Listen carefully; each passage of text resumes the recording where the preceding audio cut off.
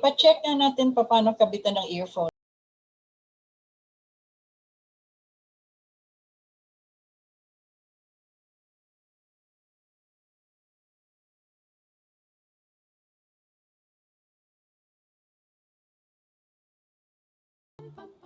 A very pleasant good morning, good afternoon, and good evening. Whatever time zone you belong to and wherever you are located, welcome to your hour, and this is Rita Gadi.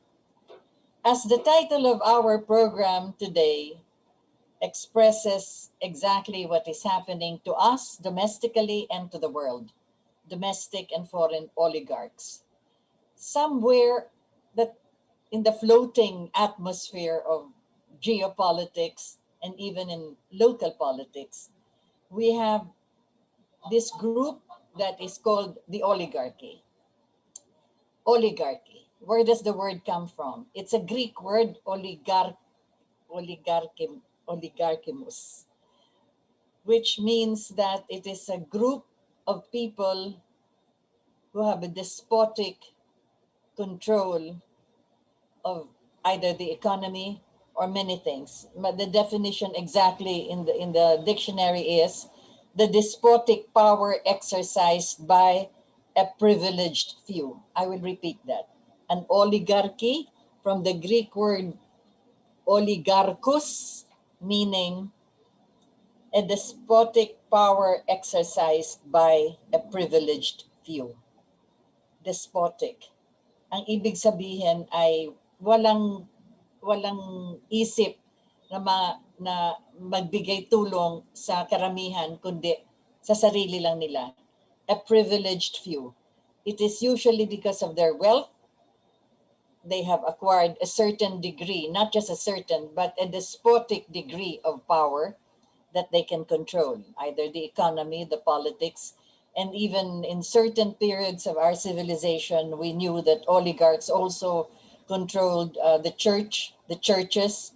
They could name who they wish as pope. There was one time in church history where you had a split between Rome and a certain capital in Europe when the oligarchy dictated who they wanted as pope.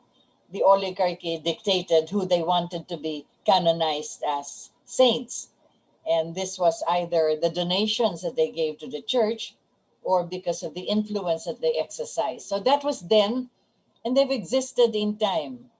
And we have them in many countries. We have them in big countries. We have them practically governing many things that control the movement of the world. And so we talk of that at this particular stage when we have precisely a pandemic. And what is a pandemic? That which affects it's a health problem which affects already a great number of people. Pandemya. Marami nang tinatabaan ng sakit na ito. But beyond that, what really goes into many of the possible administration that we need as far as health protocols are concerned, as far as governance is concerned, as far as vaccination, all of this actually, behind all of that, somewhere hovering like an albatross in our society, we have the oligarchy. We speak of this today because even the past administrations that we have had in this country, we've already suffered from the power of this group, this privileged few. And sometimes, not just sometimes, but often we take it for granted. Kasi mayaman sila, kasi meron silang hawak sa kapangyarihan, kaya nila na mag-manipulate kung ano man ang kailangan gawin. And they come up with a split personality. Meron silang tinatawag na charitable work, meron silang mga donations, andyan sila kung merong sunog, kung merong pangangailangan. But these are all just passing and snippets of how they are able to have their wealth and their hold of power control many of the things that happen either domestically, and we will talk about the international oligarchy that also influences the lives of many countries. Domestically, even before the time of Ferdinand Marcos, or President Marcos, you already had the oligarchs from the time that, remember the movie that Antonio Luna was making this exclamation saying, ano ba, sa bayan ba o sa bulsa? So even at the time, there was already the movement of those who were earning from a revolution.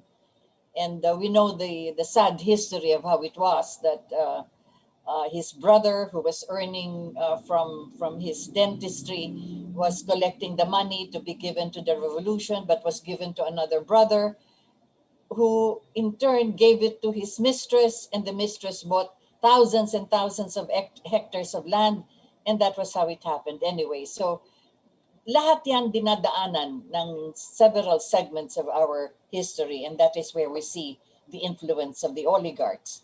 And so, as you've said, during the time of Marcos, they were already there. Prior to Marcos, they were already there. But during the time of President Marcos, they were already in control of, well, the media, of telecommunications in a way. They were in control of vast properties of land, mga asendero. They were in control of the most progressive industry that we had in the country at the time, the sugar barons, as they were called. They were in control of many of the instruments of our economy, and many of the instruments also of how politics wove into the influence of these oligarchs, so that those who wanted to run for public office would seek their help financially, logistically, and of course, the great influence they have. And in time, they were also associated with the oligarchs of the world, so that we can see that in developing countries like the Philippines, you already had the world oligarchs. And this began when British and American forces joined together to have control of the flow of money. There was a time when they say that whoever controls the oceans or the waters controls the world, but that is already a thing of the past. Who controls now the flow of money controls the world. Who controls the flow of ammunitions and weapons and all of this nuclear armaments? They control the world in many ways. So there you have the military power. And so when we speak of the oligarchy, as far as that is concerned, why do we say then that this is just a few privileged people or a privileged group? Well, we have states and governments who mean well, but their foreign policies are geared towards what is to their best interest. And that is why today we go through this, well, you could call it this pandemic, when we are at the mercy also of the pharmaceutical oligarchs. You know, they are the ones who would say they would want to sell only to those countries that they agree with. It is very timely now that the President of the United States of America has agreed to sell also their own pharmaceutical products to countries like the Philippines. Pero nauna sila. Is that the oligarchy likewise, where they call it, you know, they have a term for this. It's not really the oligarchy. They call it the pharmaceutical mafia. They're the ones who control the processing and the manufacture and the inventions on medicine. They do well insofar as our health problems are concerned, but you know, at the other end, not the other end, but the long line of what their production is really is how much is it for them? Magkano ang kikitain nila dito? So it becomes a commercial kind of a process, although you have the best scientists and the best researchers. But at the end line, it is the marketing and the selling and how to make money. But the money, as we would always consider, we give them that benefit of the doubt, goes back and is transferred to research and development so that it could fund more of this laboratory tests, etc. And that's the reason why we have had this vaccine for COVID-19 processed in a period of what? Less than a year. So that after the 1 year that we had this pandemic from 2019, it's now 2020, 2021. We've had already this pharmaceutical firms that have come out with the vaccine, but it still needs a lot of processing as far as the effectivity is concerned. That is why they have split it into 2 doses. You have the first dose and then we have second dose, and now they're studying perhaps a third dose. But I'm going ahead of our topic. What is important here is that we realize how the domestic movement of the oligarchy controls many of the vital services and vital needs of our people, in the same manner that you have a world oligarchy that also controls the movement and the flow of money and weapons and other products that are so badly needed by the rest of the world. As I said, it's a long line. First, yung kanilang kikitain sa dulo nitong kanilang processing na isinasagawa. And why are we talking about this at this stage? Because we go back in time every once in a while in this program na pag-usapan natin nung panahon ni President Ferdinand E. Marcos. You know, a lot of people think and a lot of people presume, and up to now, yan pa rin ang pinag-uusapan, na sila ay umalis ng Pilipinas, nag-exile. It is against the will of the President Marcos, na aalis siya sa bansa. Here we have the movement of the State Department bureaucracy. Pag pinag-uusapan natin yung bureaucracy, ang ibig sabihin, hindi ito yung talagang foreign policy kung tutuusin ng buong gobyerno ng United States of America. Meron talaga dyan na andyan na yan. From the beginning of their government, andyan na yan sa kanilang bureaucratic movement. Na yung mga tao na yan, ang pinag-uusapan lang talaga ay ang interest ng Amerika. At kung may mga bansa o may mga leader na hindi sumusunod sa gusto nila, yun either papasukan nila or tatanggalin nila sa pwesto o meron silang gagawin para tumuwid at sumunod sa kanilang mga pangangailangan. Yan ang nangyari dito sa atin sa Pilipinas noong panahon ni President Marcos. Sa lahat ng mga naging presidente prior to Ferdinand Marcos, wala naman dun sa mga nakaraan na mga heads of government natin na nag-question tungkol dito sa ginagawa ng Amerika sa Clark Air Base, sa Subic Naval Base at kung ano ang kanilang plano sa mga military bases na yan. Nagkaroon ng gera sa Vietnam. Yung gera na yan tinatawag na surrogate war between the Soviet Union and the United States of America. Alam natin nung panahon na yon, lahat ng mga kakampi ng mga Amerikano ay sumama dyan sa gera na yan para labanan ang mga Vietcong, yung mga Vietnamese communists sapagkat sila naman ay suportado ng Soviet Union. Nung panahon na yon, Soviet Union pa yan. The union of several Soviet republics. Malaki. Yan ang pinaka-powerful noon na nakatapat sa United States of America. Nung panahon ni President Marcos, because we were a former colony ng Amerika, 45 years tayong nasa ilalim ng Amerika, at hindi lang yan, tayo ay talagang democratic ally ng United States of America. Kaya inaasahan na si President Marcos ay sasama sa Amerikano para labanan ang mga Vietcong, yung mga Vietnamese communists sa Vietnam. Ngunit hindi siya sumama. Hindi siya nagpadala ng mga armado na sundalo natin. Yun ang sinagot niya sa Amerika. I am not going to send a combat troop. Hindi yung panlaban. Magpapadala ako ng mga naka-uniforming mga sundalo, ngunit sila ay tutulong sa rehabilitation, sa construction, medical services, engineering services, yung mga bagay na yon. Ngunit hindi sila laban sa mga Vietnamese. Kaya komunista man sila o kaya sila man ay nasa on the side of the democracy, hindi sasali. So doon pa lang sa simula pa ng administrasyon ni President Marcos, talagang yung bureaucracy ng State Department sa Amerika medyo kumunot na ang noo. At sabi nga nila, anong klaseng alay ito? Ngunit wala silang magawa kay Marcos noon, 1966.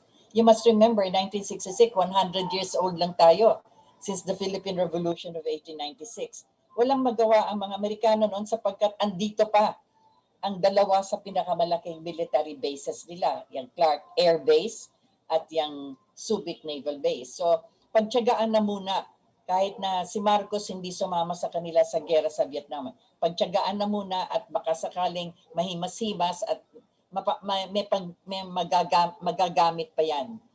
But, what did Marcos do?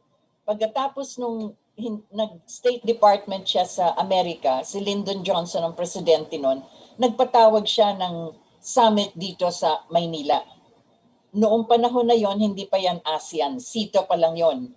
5 bansa pa lang ang miyembro ng Southeast Asian Treaty Organization. Kundi nagpatawag na siya, si Lyndon Johnson mismo, presidente ng Amerika, yun din ang advice ng kanilang bureaucracy sa State Department upang isali sa summit meeting na yon ang Japan, na alay na rin ng Amerika noong panahon na yon, at ang New Zealand at ang Australia.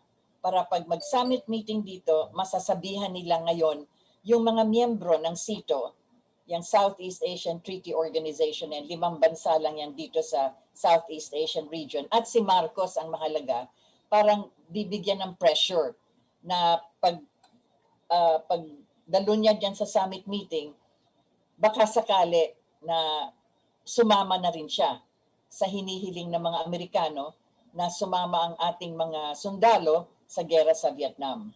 So nagkaroon ng summit meeting dito noon. That was 10 days lang after the state visit of President Marcos in Washington.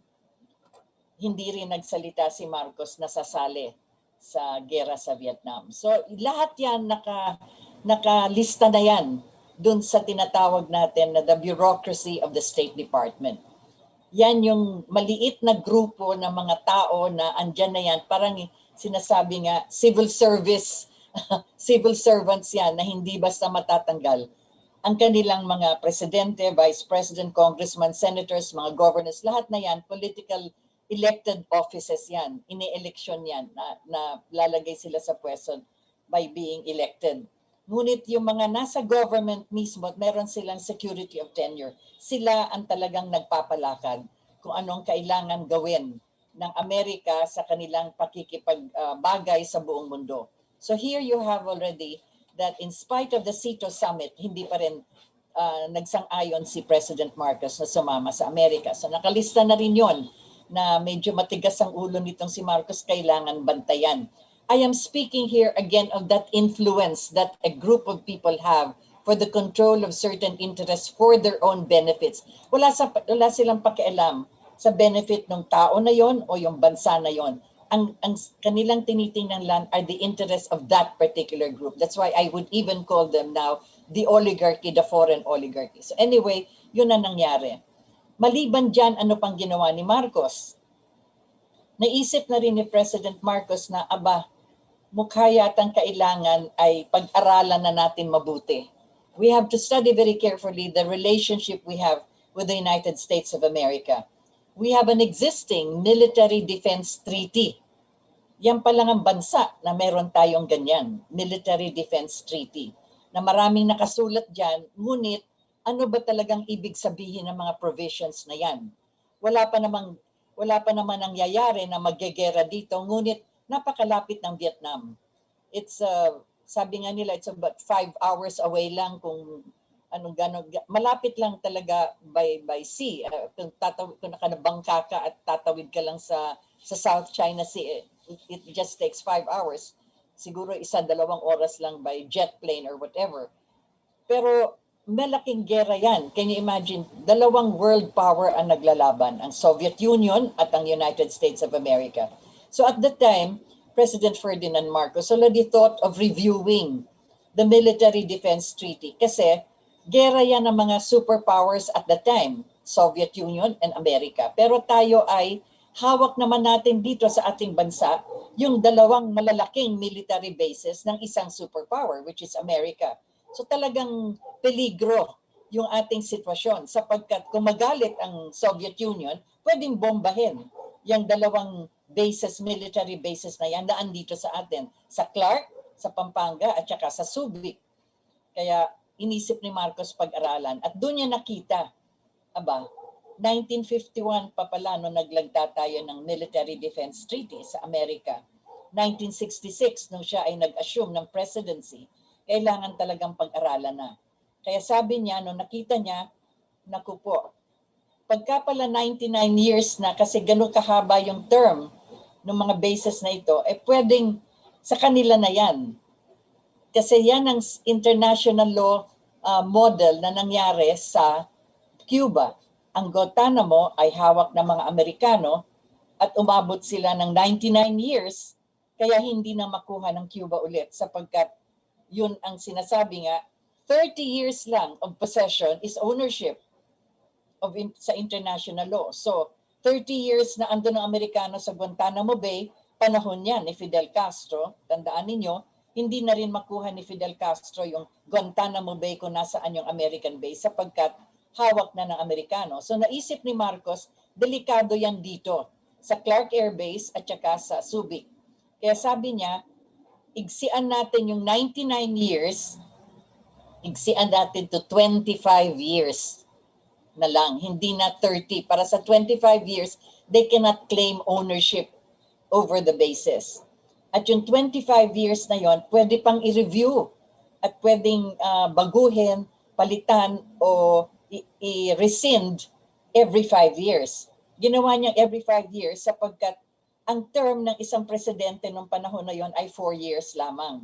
Kaya inisip niya that every change of administration, every new president of our country can have the opportunity to do something about revising, rescinding, or amending the provisions of the Military Defense Treaty. Kaya from 99 to 25 to 5, ano ang reaction ng Washington dyan? Ang sinasabi ko nga, yung grupo na ang iniisip lang nila ang interes ng Amerika, syempre hindi na nagustuhan yan. Imagine, ni-reduce pala, hindi lang i-reduce, ginawa na yon. At yung term na yon ng 25 years, umabot yon hanggang 1992.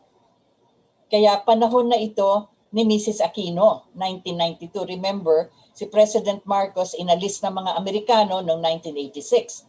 1992, mag-expire yung 25 years na yon. At ang isip nila, sapagkat si Cory Aquino, Amerikano ang naglay sa kanya dyan at tumulong sa na paraging maging presidente siya, ay makukuha nila yung extension ng 25 years na yon. Anyway, so ganun na nangyari, kaya naudlot yon sapagkat ang Senado ni Mrs. Aquino ay tinigil na yung term ng American bases. So 1992, kinailangan ng tapusin yung kanilang occupancy ng naval base sa Subic at ng Air Force Base sa Clark.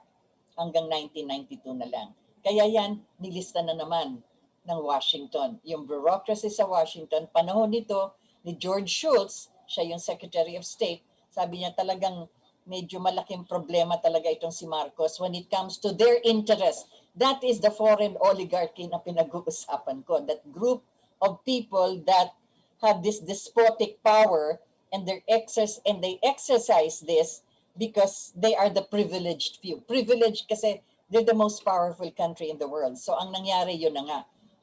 Meron pang dumating na pagkakataon na meron silang dahilan kung bakit kailangan na alisin na itong si Marcos. Sapagkat sinabi ko nga, nalista na nila yung nangyari sa Vietnam.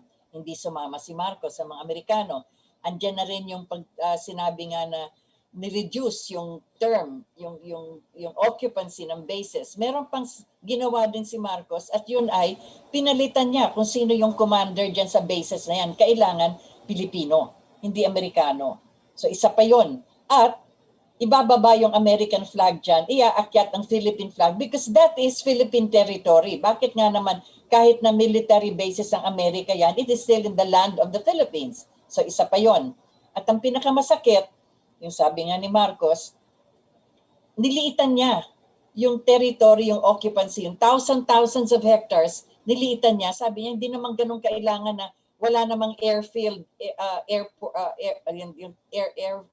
tawag to yung tarmac na ma-occupy yung thousands of hectares na yon. So, ni-reduce din niya yung size. At ang pinakamasakit dyan ay sabi niya, aba, magbayad na kayo ngayon ng renta. Hindi pwede na porket andyan kayo, andyan ang ginagamit ninyo yung territory dito sa Pilipinas, depende na lang ito sa sinasabi ng inyong kongreso kung magkano ang iaabot ninyo as aid. Aid. So kung sinabihan ng kongreso na sa darating na taon siguro $100,000 lang ang bigay natin na aid sa Pilipinas, yun lang, yun ang ipapasa sa kongreso. O kaya kagaya nung nangangailangan nga tayo ng mga armas, ang ibibigay lang nila na aid ay yung mga lumang baril, yung mga lumang eroplano, mga lumang helicopter. Walang kasunduan dyan. Hindi tayo makabili, hindi sila, ang binibigay nila, okay na lang, second hand. Andun yun, kasama yun. Dun sa treaty na yun, na kung anong iabot nila, yun ang aid. in exchange for the occupancy of thousands and thousands of hectares ng kanilang military bases. Kaya sabi ni Marcos, hindi na pwede yan.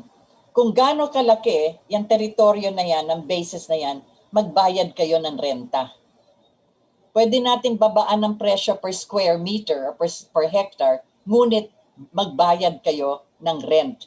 Hindi na kami papayag na aid, which is dependent on the whim and the caprices of the members of the American Congress. So yan, nagalit na naman yung foreign oligarchy na yan na nagpapalakad ng policy ng Amerikano. So yun ang sinabi nga nila. Itong si Marcos talagang mahirap itong hindi natin mabaluktot ang ulo nito, hindi natin mapasunod sa gusto natin. Ngunit as I said, tinitiis nila yan at that point kasi nga kailangan pa nila yung mga bases na yon. At inaasahan nga nila na pwede pang ma-extend yung tinatawag ng 25 years. But something intervened. May sakit si Marcos at kinailangan ng major surgery. Ito ay hindi alam ng karamihan sa ating taong bayan. In fact, I personally learned about it, and remember yung trabaho ko nun sa Malacanang was covering the office of the president. Habang nangyayari pala itong surgery na ito, hindi namin alam na yung pala ang nangyari, nagkaroon siya ng kidney transplant. Nalaman ko na lang yan nung sila Marcos ay nasa Hawaii na. At doon ko na natagpuan yung isa sa mga doktor na siya ang gumanap ng transplant, nakausap ko at nakwento. Nung palang August 1983, doon pala nagkaroon ng major kidney transplant si Marcos at yung unang kidney na na-transplant sa kanya ay nire-reject. Pero hindi ka agad pwedeng matanggal because it's another major surgery at yun na nga. So nagintay pa ng panahon. I think he was operated on. There was a transplant in August. Yan yung namatay, binaril nga si Ninoy sa airport na at the time na Marcos was recuperating from this major surgery. Tapos yung sumunod yata na surgery, sumunod na surgery was November. These were the statements made to me personally by the doctor who was part of the team that operated on him. At sinulat din ito sa libro ni Colonel Arruiza, ito yung aide-de-camp ni President Marcos. So nagkaroon niya ng intervening factor noong August 1983. At ang nangyari dyan ay nagkaroon ng dollar flight dito sa atin. Lahat itong mga oligarchs na mayayaman, nilabas lahat ang pera nila kasi natakot sila. Kasi si Ninoy Aquino nabaril sa tarmac, so talagang nakita naman ninyo yung Cañaberia, lahat ng tao nasa lansangan. There was an agitated movement against Marcos kung paano nangyari na nabaril si Aquino. Although majority still believed up to this stage na hindi pwedeng si Marcos ang nagpapatay kay Aquino sapagkat ano naman ang mapapala niya at the time. Aquino was not a candidate or threatening his position as president of the Republic. And even if he would lead the opposition, 1983, ang term ni Marcos is until 1987 pa. Ngunit yun nga ang nangyari at maraming natakot kasi ang mga tao ay nag-alma. Manyari nga it was a big scandal, the murder of a former senator who was coming home after exile sa Amerika. So ang nangyari, maraming naglabas ng pera at ang pinakamasakit na nangyari dyan ay yung International Monetary Fund at ang World Bank, yan ang dalawang finance institutions na nagpapautang sa mga bansang kagaya ng Pilipinas para tayo ay nakatali sa kung anong gusto ng IMF at World Bank. Sila ang nagdidikta. That is the oligarchy. That's the foreign oligarchy I'm talking about. They will dictate what kind of economic policies and what kind of economic moves the country to whom they are lending should perform. Sila din ang nagsasabi kung sinong i-appoint as Secretary of Finance o ilalagay sa Central Bank o ilalagay sa Department ng Budget or whatever. Yung mga finance offices, sila rin na nagdidikta. And I will not mention the names anymore, but this is an open secret ba yun? Hindi na nga secret. That if you look back in time at all of those who were appointed to the key financial offices, ang nagdidikta niyan ay yung IMF, World Bank, and the finance institution. Yan ang foreign oligarchy, hindi lang na gumagalaw dito sa atin sa Pilipinas, ngunit sila ay gumagalaw din sa ibang bansa sa buong mundo. Kung hindi sumusunod yung presidente nila o yung kanilang gobyerno, ay sila ay papasok sa bansa na yon at tatanggalin yung leader na yon o kaya papatayin. Ganon katindi at ganon ka nakakatakot yung oligarchy na yan. Sinasabi ko nga, uulitin ko yung definition. A despotic power. Despotic. Ibig sabihin, hindi ka makakapagrason dyan. Yun ang gusto nila, yun ang kailangan matupad. Despotic power that exercises their power by a privileged few. Privileged kasi napakayaman. Kayang bilhin ng kalahati ng mundo kung hindi man ang buong mundo o yung buong bansa. Anyway, that is the oligarchy, the foreign oligarchy. At sila ang nagpapalakad nga yung sinasabi kong finance institutions. Marami pang ibang institutions na yan ng mga parang tentacles yan. Andyan din ang World Trade Organization. Isa pa yan na nung panahon ni President Marcos, talagang pinipilit na siya na sumali tayo sa World Trade Organization para lahat ng produkto ng buong mundo pwede nang pumasok dito sa atin. At kung ano man ang produktong meron tayo, pwede na rin tayo magbenta sa buong mundo. But at that particular stage, alam ni President Marcos, hindi pa natin kaya to compete with even with developing countries para mag-export. Napakaliit pa lang ng ating export. Sugar, na kontrolado ng oligarchy ng mga sugar barons. Yung coconut, na sinira naman ng Amerika sa ating export. Tayo sana kasama ng Indonesia, we're the world's largest producers of coconut, pero sinira rin ng Amerika at the time for years. Anong sinabi nila? Nagpropaganda sila na ang coconut oil is full of cholesterol and is detrimental to the health of people. Kaya bumagsak ang ating export ng oil products, ng coconut oil. Kasi nga ayaw ng Amerika na lumakas yung ating production at tayo kasama ng Indonesia, we will be already the top in the world. So ganyan sila eh. Yan ang sinasabi ko nga, basta anything that threatens that particular group of financial oligarchs ay talagang pinapatigil nila, pinapatay nila o kaya yun ang ginagawa. Hanggang sa sila na rin ngayon ang hahawak ng ating oil industry. Ayan na, yung Procter & Gamble, yan, lahat ng yan. Sapagkat nakita nila eventually yung byproducts ng coconut, which is not only beneficial to the health, pero talagang ang daming byproducts na pwedeng makatulong sa iba't ibang industriya. I'm already going beyond our topic. Pero yan ang ibig kong sabihin, na nung panahon ni Marcos, yan ang mga bagay-bagay na nakalista na dito sa financial oligarchs na ito at sa mga military oligarchs na ito na may interest dito sa military bases dito sa ating bansa. At yung sabi ko nga, natakot sila. Anong mangyayari kung biglang mamatay si Marcos?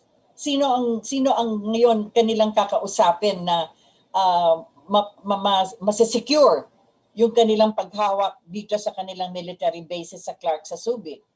Kaya kinailangan na, yun na, panahon na alisin si Marcos kasi kahit na gumaling na siya at nag-recuperate doon sa kanyang surgeries, yung kanyang kidney surgeries, baka anytime ay, yun na nga, pwedeng bumigay. Kaya kailangan, kasi wala siyang vice president, ang kanyang prime minister si Virata, ang naisip naman nila, hindi pa yun basta-basta pwedeng iluklok sa kapangyarihan, kailangan magbago. At ang kanilang dahilan talaga kailangan alisin si Marcos sapagkat malakas pa rin ang kanyang influence sa ating foreign policy at doon na nga sa sinasabi natin na dito sa Military Defense Treaty na kailangan na amyendahan na. So yun ang isang malaking dahilan kung bakit ang Amerika, yung grupo ni George Shultz ay nagsama-sama sila kasi tandaan ninyo, basahin yung libro ni George Shultz, Triumph and Turmoil, makikita ninyo doon na ang kanyang mga meeting ay karamihan yan mga military officials, yang sa aircraft carrier, yang sa Japan, yung kanilang mga ano tawag dito, yung kanilang mga naval military vessels, yung 7th Fleet, yung mga military commanders nila dito sa Asia Pacific region, yan ang kanyang ka-meeting. So dyan yung makikita na ang talagang interest nila ay yung kanilang military bases dito sa Southeast Asian region. Yun ang parating ka-meeting ni George Shultz. Nilista niya yung mga pangalan. Of course, kasama din doon yung mga finance minister, yung kanilang mga treasury minister, lahat ng yan kasama rin doon. Pero ang talagang interest nila yung kanilang bases. Yan yung financial and military oligarchy na nasa loob ng bureaucracy ng Pentagon na siyang nagpapalakad ng kanilang foreign policy, kaya napakahalaga yung posisyon ng State Department, yung Secretary of State. Siya ang talagang nagpapalakad halos ng pamahalaan ng Amerika sa kanilang pakikipagbagay sa buong mundo. Yan ngayon ang umiiral hanggang sa kasalukuyan. Kung sa panahon ni President Ferdinand E. Marcos, pumasok na sila at talagang ginawa nilang lahat ang magagawa nila para tanggalin si Marcos. Remember, si George Shultz na mismo ang nagsabi, it was not a matter of taking him out, hindi yung ano, kasi nakahanda na ang pagtanggal kay Marcos. It was a matter of when, kailan ba tatanggalin siya. Diyan pumasok ngayon itong military adventure, if you would call it, ni Enrile at saka ni Ramos. Actually, ibang bagay naman yon yung kay Juan Ponce Enrile. Ang naisip niya kasi, ganun din. Kung sakaling biglang mawala si Marcos, tandaan ninyo ha, nagtutugma ito doon din sa pag-iisip ng mga Amerikano, yung kanilang oligarchs sa Pentagon. Kung biglang mawala si Marcos, sino ang magte-take over? Ayan na. Lumabas na ngayon yung, hindi man ito chismis, ngunit yun ang kanilang paniniwala na ang mauupo ay si Mrs. Marcos at ang mga kasamahan niya magkakaroon ng parang council, kasama sila Ver at yung mga loyal na mga military officials at iba pa sa mga tao na kakampi ng grupo na yan. Yan sila Danding Cojuangco, si General Fabian Ver at several others, yung major service commands ng ating Philippine Army, sila Ramas, si Admiral Alejandro sa Navy, sa Air Force, si General Pixio, lahat na yan magsasama-sama. At hindi pa nila ia-anunsyo na namatay na si Marcos sapagkat sila muna ang mamumuno sa pamahalaan at kung sino man ang kanilang kalaban at nag-o-oppose sa kanila, ikukulong nila. O ang takot nila Enrile, baka patayin pa rin sila. So yun ang umiiral sa isip nila ni Enrile nung panahon na yon. Kaya siya kasama nitong kanyang supposedly reform the armed forces movement sapagkat galit nga sila kay General Ver. Manyari maraming nangangailangan ng promotion na hindi naman natutuloy sapagkat ang nabibigyan ng promotion yung mga bata ni General Ver at yung mga bata nila Enrile hindi nabibigyan ng pagkakataon. At malungkot nga ang nangyayari sapagkat marami ng mga general na kailangan sana nung panahon na yon ay nag-retire na. Ngunit na-extend sapagkat, well, kung sino man ang namumuno ng armed forces, walang tiwala doon sa mga sumusunod. Kaya nire-retain muna. Magulo pa, hindi sa magulo, pero ganun ang umiiral ng panahon na yon.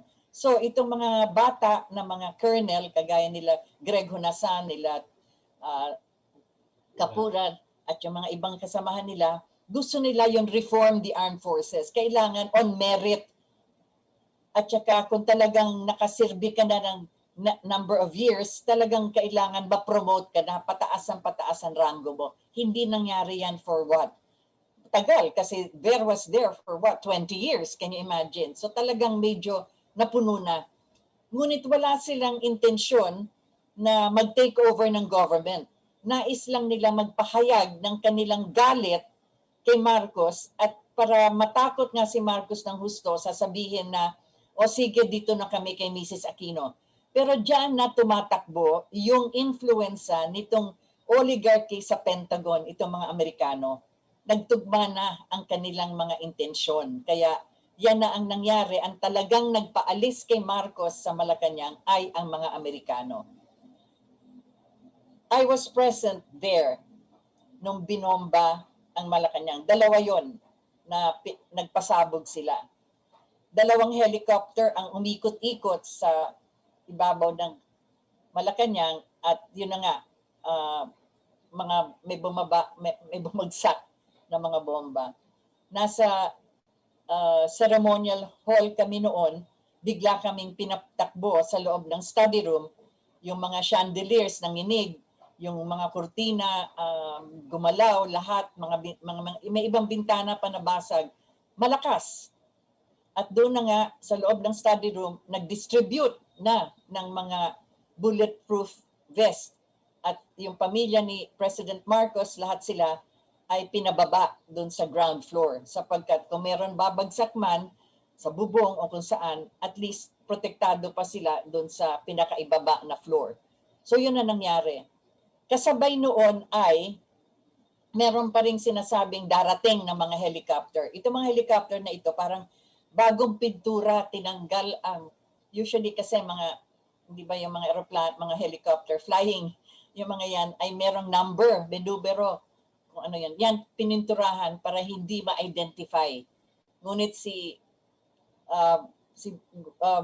Bongbong Marcos at the time, umikot siya kasama ng mga presidential security officers at umikot para tingnan kung saan sumabog yung bomba na yon. At yun nga nakita nila ng yung mga shreds ng bomba na yon, hindi issued ng Philippine government. So galing sa sinasabi ko nga another oligarchy. Anyway, ang nangyari noon ay merong pumasok na fax message. Wala pang wala pang cellphone at wala pang email. So sa fax yon ang method of communication. Merong lumabas na fax message dun sa office ni Minister Gregorio Sandanya, yung sa information office. At ang nakasulat dun sa fax machine, galing sa isang opisina sa American Embassy. Pero walang pirma. Pero kasi sa fax machine naka-record kung saan ang gagaling. So sinabi dun sa fax message, this has been published by the way, and many of us have read this. So I am not just relaying it as a story. This actually happened. You have that document. It is printed. It is published. And it is anybody who would want to look at it can look at it. Nakasulat doon na kung sakali si Marcos ay gagamit ng puwersa para idefensa ang Malacanang, sapagkat kung yung mga tao sa EDSA, this is mga possibilities to nakalagay doon. Kung yung mga tao sa EDSA ay mamarcha na sa Malacanang at didefensahan ni Marcos and he will use force, the US Marines are going to come in to defend the people. Klaro. Klaro na ang Amerika ay lalaban kay Marcos kung ididefensa ni Marcos ang sarili niya sa loob ng palasyo. Ganon kaklaro ang nakasulat doon. I was there when that happened. We read, everybody who was there, iilan na lang kasi kaming naiwan doon, nabasa yung fax message na yon. At doon naman nangyari yung conversation ni President Marcos at ni Senator Paul Laxalt. At sabi nga ni Marcos, ano na ito nangyayari nito? At doon sinabi nga na cut and cut clean. Ibig sabihin, umalis ka na. Short of saying na papasok na yung Marines at kung hindi ka pa aalis dyan, ay yan na ang mayayari. Short of saying that, sa telephone conversation, cut and cut clean. Ngunit, mahalaga yung nakalagay dun sa fax message na yon. At hindi naman tayo tanga na you can read between the lines because that was very clear. So ang nangyari yun, kinailangan talaga na umalis na sila ng Malacanang. In fact, I remember that President Marcos was telling me personally that I should proceed to Ilocos.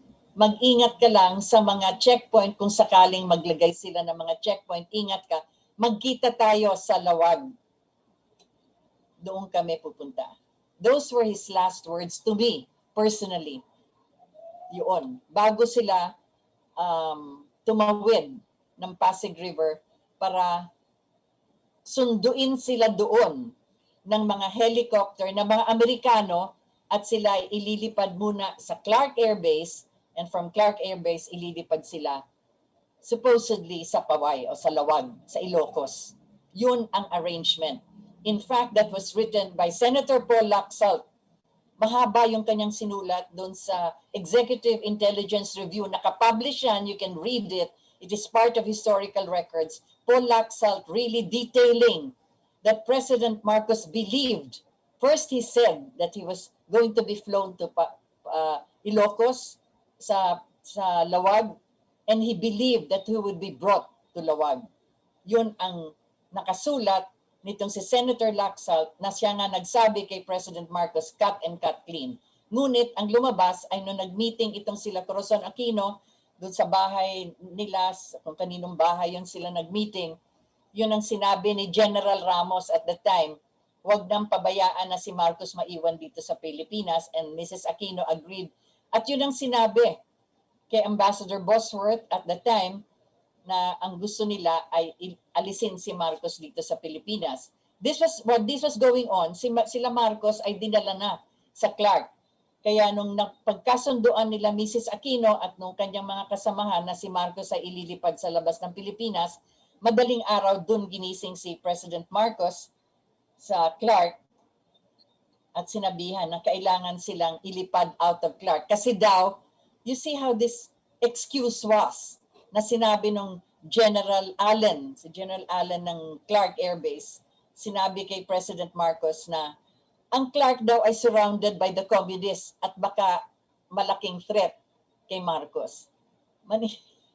Anyway, I don't want to add anything more to such a ridiculous reason, but that was the reason. Kaya doon niya makikita, ito ang gumagalaw na mga grupo ng tao headed by the Secretary of State of the United States of America na nagmaniobra sa pag-alis kay President Marcos.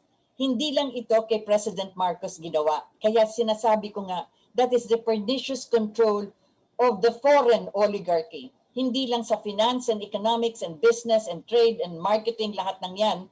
Hindi lang sa money, ngunit sa military, dalawang M, sa money, sa military, sila rin ang nagko-control ng mga tao, na leaders ng mga bansa at mga bansa na nais nilang palitan ang mga leaders. Yan ang nangyari kay President Marcos. Kaya lahat ng sinasabi ngayon that President Marcos had to flee, hindi siya nag-flee. Talagang inalis siya sa Malacanang ng mga Amerikano.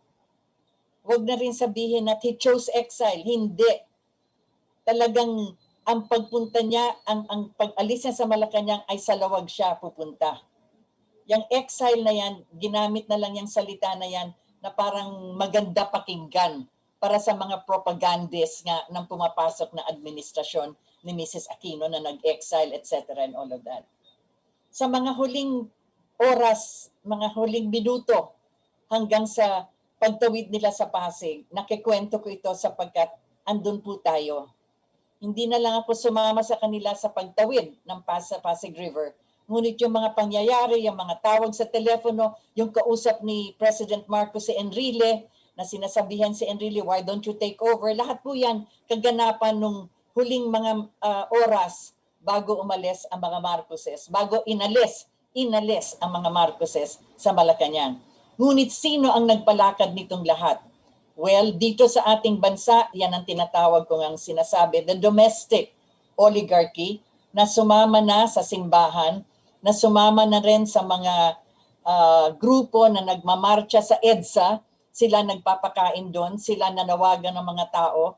These are the disgruntled kasi hindi sila lubos na nakinabang sa kanilang pagiging control ng mga iba't ibang mga businesses pa noong panahon ni Marcos. But you must remember this, wala ni isa sa kabinete ni Marcos o sa kanyang mga kaibigan na matatawag ninyo at the time na oligarko.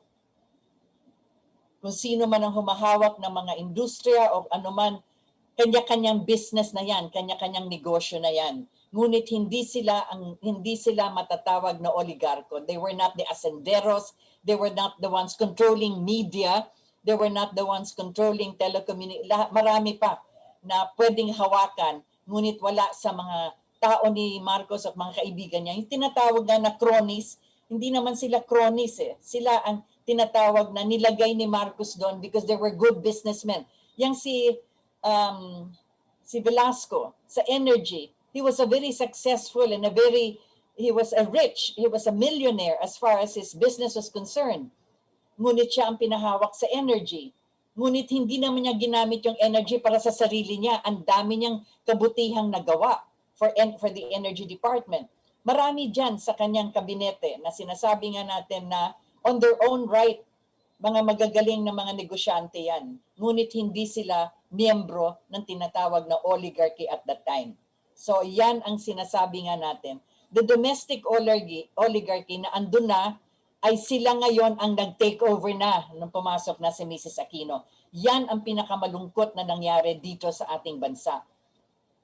Nagpa-brown out, blackout nung panahon ni Mrs. Aquino na halos sa buong araw wala tayong ilaw, sa buong gabi wala tayong ilaw, hirap tayo sa tubig lahat para makapasok na. Para makapasok na yung mga oligarko na yan para hawakan ang pinakamalawak na public service na lahat ng tao ay kinakailangan gumamit, yan ang elektrisidad, ang energy sector. Diyan na nagkalintik-lintik, if I might use the word, and I'm sorry to use it, na ang ating public service ay hinawakan na ng oligarko. That is the domestic oligarchy that I'm talking about. Pumasok na rin sila sa tubig. Kung titingnan nyo yung mga pangalan na yan, at kung sino-sino yung mga tao na yan na humahawak niyang mga public services na yan, at sa iba't iba pang mga hinawakan nila, malalaman ninyo na talagang tunay na sila yung oligarchic control. At sa mga businesses at sa lahat ng mga ibang bagay pa na nagpapalakad ng ating ekonomiya, sila rin ang humawak na, pumasok na yan pagkatapos ng termino ni President Ferdinand E. Marcos. I would like to quote, and I quote this many times because ito ang sinulat ng former Chief Justice natin sa Supreme Court, si former Chief Justice Renato Puno. Anong sinabi niya? The Philippine economy is served by 36 commercial banks, but only 4 families control more than 60% of the 7 trillion resources of the entire commercial banking industry. Only 10 families, over 60% of the 10 trillion combined capitalization of some 300 business companies in the country. Such a business environment fosters a state of despotism. Yan na yung sinasabi kong oligarchy. Sabi ni Chief Justice Renato Puno, they have fostered a state of despotism that aims to preserve the monopoly of the few, and thus following a theory of the government of the few, by the few, and for the few. Yan ang ating pamahalaan na nangyayari sa kasalukuyan. At yan, hirap na hirap ang ating Presidenteng Rodrigo Duterte sapagkat yan ang oligarchic, domestic oligarchy na nagkokontrol ng ating ekonomiya, ng ating business. At yung sinasabi ko nga na ano yung sinasabi ni Renato Puno, yan, nabasa ko na yan at ulit-ulit kong basahin. At dyan na naman, sabi ko nga, ang pasok ng IMF, ang pasok ng World Bank, sila na naman ang magmamanipulate. Anong nangyari nung panahon ni President Marcos? Ang ginawa nila, para lang talagang tanggalin si Marcos, ang inipit nila ang credit natin. 148 banks, bigla silang nagpadala ng papel kay Marcos, bayad muna bago aandar ang ekonomiya mo. Bayad ka ng utang. Tandaan ninyo na yung utang nung panahon ni Marcos ay utang pa na nag-ipon-ipon magmula nung Philippine Republic natin. Several administrations passed. Karamihan ng utang na yon, private sector din. Hindi lahat pamahalaan. Ngunit ang ginawa ng IMF at World Bank, lahat ng utang na yon ay kailangan bayaran kaagad kasi hindi naaandar ang ating ekonomiya. Ang central bank governor ng panahon na yon ay si Jaime Laya. Buhay pa siya hanggang sa kasalukuyan. Ang testimony niya, public record sa New York, nung tinanong siya na nagkaroon kayo ng dollar crisis sapagkat wala nang pumapasok na pera galing sa IMF, World Bank, and other foreign investors. Anong ginawa mo? Ikaw ang presidente ng central bank. Ang sagot niya sa korte, and this is on record, he went to President Marcos and told President Marcos, this is our situation. And President Marcos called in front of Laya, tumawag siya sa mga bangko sa Switzerland. At alam niya itong mga bangko na ito at sinabi niya kung sino yung mga bangko na yan. In a few days, within the week, pumasok ang $700 million para tulungan ng ating bansa dun sa dollar crisis na isinagawa ng IMF at World Bank. Kaya talagang sabi ng mga oligarch sa Pentagon nila George Shultz, talagang kailangan tong si Marcos tanggalin na kasi yung mismong pera niya ang ginamit na niya para isalbar ang Pilipinas. Ngunit hindi yan ang interest natin. Ang interest natin ay yung ating military bases. So anyway, that was what happened then and that is on record. President Marcos from the Swiss accounts saved the economy at the time of the dollar crisis, 1983 to 1986. Tapos ngayon sasabihin nila ng mga opposition, nagnakaw ng pera si Marcos. On record, on the trial sa New York, yun ang sinabi ng Central Bank Governor. Buhay pa siya hanggang sa kasalukuyan, pwede nyo siyang interviewin. Anyway, I'm saying all of this because that's exactly what we're discussing this afternoon. The foreign and the domestic oligarchy. And they do this in every country and with every head of state na ayaw ng oligarchy na yan. That is the foreign oligarchy. At yung ating domestic oligarchy, dyan tayo ngayon dumadaing sa hirap because public services should be controlled and managed and administered by the government, not by the private sector. Wala tayong away na kung sila gustong maging trillionaire, but not at the expense of public service for the benefit of the Filipino people. That is our domestic tragedy because precisely of these oligarchs. Ngayon magkakaroon ng eleksyon, bantayan ninyo na naman yung prosesyon ng mga nais tumakbo na lalapit dito sa mga oligarko na yon para humingi ng tulong para sa itong mga oligarchs na ito mapapatuloy pa, ipapagpatuloy pa ang kontrol nila sa mga businesses na kailangan ay ibigay na sa taong bayan at hawakan na ng ating pamahalaan. That is the situation we're at. It's a pandemic. Why? Because a pandemia means that everybody is affected by a health crisis. The health crisis is precisely this. Not just the COVID-19, but our economy. Ano sabi ni Mrs. Gloria Macapagal Arroyo? It's the economy, stupid. So yan ang ating pinag-uusapan. Now, we also have the threat of a military confrontation in the South Philippine Sea, in the West Philippine Sea. Pag-uusapan natin yan sa mga iba pang kabanata ng ating programa. But right now, I think we are just about hitting our 1 hour. So I want to acknowledge all of those who've joined us now. Belinda, Karina, Boko, Rockefeller Pharma. Oh, yes. Belinda, nabanggit mo ang isa sa mga miyembro ng pharmaceutical mafia na yan. Yung pharmaceutical mafia, the pharmaceutical oligarchs. Yes, lahat yung mga malalaking pangalan na yan. You just mentioned it. Rockefeller. Ang ganda pa ng spelling mo. Annabel Mosqueda. Hello, madam. Yes, hello to you too, Annabella. Albert Casim. Policy na ho ng US na pag-away-awayan ang mga taga-Asia. Ang pag-away-away na gusto nila kasi business din nila yan eh. Warfare is their business. Fernando Rosales, present. Present, thank you very much. Viola Mia, good afternoon po. Good afternoon sa iyo. Marie Owishi, mabuhay po kayo. Mabuhay ka rin.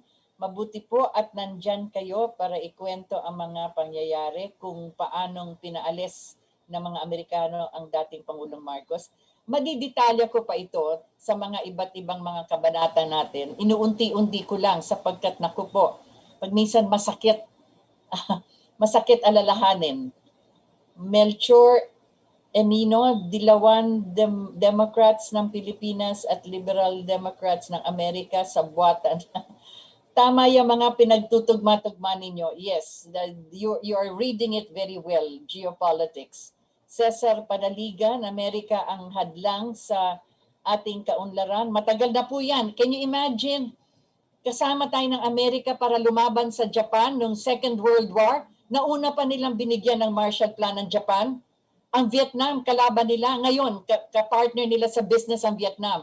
Anong ginawa nila dito sa Pilipinas? Burnham Park? Yung Agripina Circle, anyway, medyo ano na ako, medyo napipikon na ako dito. Cesar Panaligan, maraming salamat Cesar. Zenea Arcilia, good afternoon Ma'am Rita, listening here in Hong Kong. God bless you po. God bless you also Zenea. RJ Havilian, babuhay ang katotohanang tuloy ang laban para sa tunay na kalayaan. Yes, yes, RJ, I'm picking really from where you're continuing this crusade, and I know that you and Butch Valdez and Toti and all the rest of the KDP, Lusang Demokratiko ng Pilipinas, yan po ang lumalaban talaga sa mga hawak na mga oligarko dito sa ating bansa. Evelyn Wakatsuki, nawala na ang lahat. Zenea Arcilia, ang gobyerno natin ngayon, lahat oligarko, mga ganid, yan po ang nangyayari. Talagang pumapasok po sila sa lahat na ng kanilang pagkakwartahan. Okay lang pong yumaman sila at sila ay kumita, ngunit wag po at sa kanilang ibubulsa ang tinatawag natin na public service. Joffrey Duguran, conspiracy ng Aquino, Cojuangco, Oligarco, all stream media, Damaso, CPP, NPA, NDF, kaya bumabagsak ang Pilipinas. Sana po ay talagang matuwid natin itong lahat sa kasalukuyan. Emerson Deogracias, good job, Tita Rita. Thank you for giving light on US-Philippine connection. Kung talagang i-review po natin yung Military Defense Treaty, maiiyak po kayo. Kung babasahin ko sa inyo po yung pinirmahan ng panahon ni Noynoy Aquino ng EDCA, lalo kayong maiiyak. Sa susunod po siguro ay tatalakayan natin yan. Mayet Fuentes, hi ma'am, God bless you po. God bless you also. Belinda, Belinda, yes, Boko. I read your comments also on our page. This is the Sororitas Regina Juris of the Sambeda College of Law that exchanges a lot of views and are now in the process of raising funds for our bar operations. Thank you very much to all our sisters who have been so graciously donating for the bar operations for this year. Alberto Casim, policy na ho ng US, pag-away-away, etc. and all. Okay, so thank you very much, and several others who've joined us now. And again, as I've said, we'd like to thank all of you who have listened in for our program. And of course, at this stage, dear God, walk with us through this season of the pandemic and guide us also as we proceed with all the healthcare that ought to be undertaken. Bless our President, Rodrigo Roa Duterte, and all of those who are serving our country. Bless our people. Bless all of those who have perished because of this COVID-19, all of those in sufferance. And bless all of those that ought to be healed already and those that will be taken care of by this vaccine. Thank you, Lord, for the blessings you give us on a daily basis and our daily miracles that we receive. May you have the power and the glory that will guide us forever together with our Blessed Virgin Mary. Thank you for having joined us. This is Rita Gadi for your hour.